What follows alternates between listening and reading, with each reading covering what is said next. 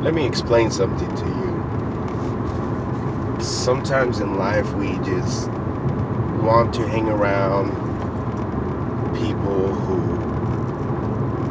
sometimes can elevate us to a different level.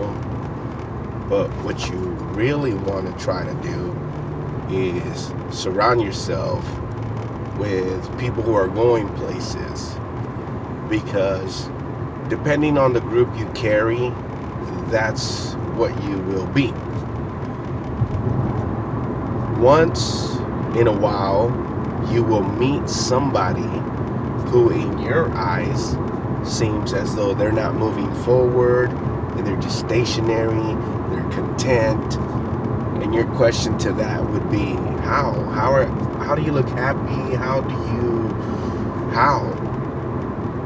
You can't do that. You can't turn around and look at it in that perspective, like if you want to analyze a person under a microscope. But instead, you should be thankful that that type of individual came through your life, because what you were supposed to learn at that moment in time is that it's okay to be different. You don't have to roll with the crowd. What's the point of you doing the same thing as everyone else, and yet you're not getting nowhere? And then finding yourself one day upset because of the fact that life is not what you wanted it to be.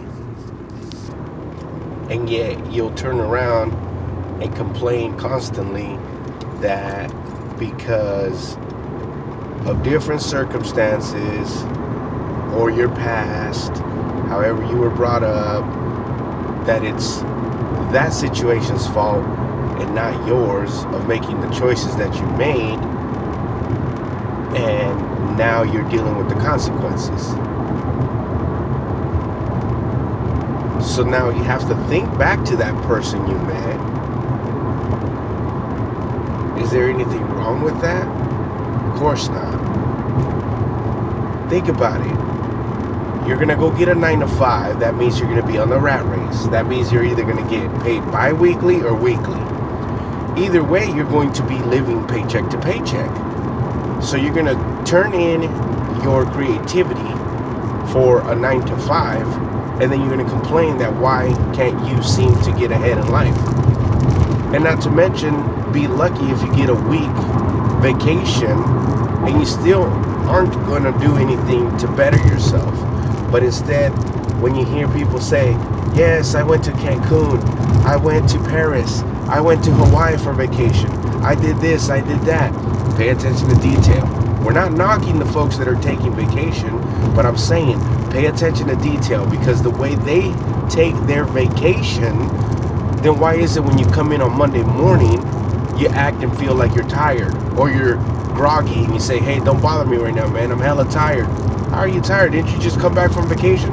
Yeah, but you gotta understand, we had to catch a flight here, we gotta catch a bus there, we had to do this, reservations here, reservations there. So is it really a vacation? And then you're gonna knock that person that doesn't go out on the weekends because you're gonna say that that person is boring. You're gonna knock that person that doesn't like sports, doesn't bet, doesn't do anything other than just probably sit at home, pick up a pen and write notes, have a cup of tea or coffee, and just relax at home. Because you're paying for a home for you to put your head down, but you're not enjoying that home. So what's the point of you buying a home? If you purchase a home, it's for you to enjoy that home, correct? But if you purchase a home and you're never home, then why even purchase a home? Same thing with your vehicle. I've said it before. You purchase a vehicle that you use to get to work and back home. There's nothing wrong with that. There's nothing wrong if you get that vehicle and you use it to go out places either. But if you can't maintain that car note, then that means that's too much car that you bought for yourself, simply because you're trying to compare yourself with others.